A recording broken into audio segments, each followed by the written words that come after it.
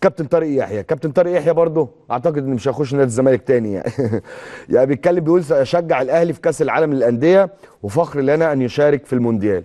شفت لسه والله بتكلم. تصريح محترم من نجم كبير، من كابتن كبير، كابتن نادي الزمالك، كابتن منتخب مصر، من نجوم منتخب مصر ومن نجوم نادي الزمالك.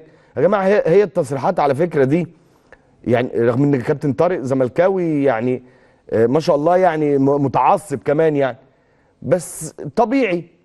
كلمه حلوه، كلمه حلوه زي مثلا حقك ان انت بتختلف في التصريحات، بس طالما ما فيهاش اساءه كان ممكن يقول ان مش هشجع عادي يعني.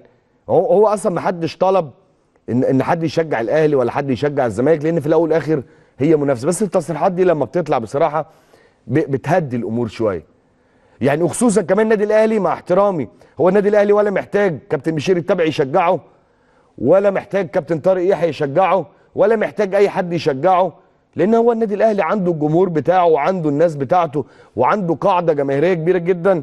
مش محتاج حد يشجعه، لان مش مع احترامي يعني مش هيزود.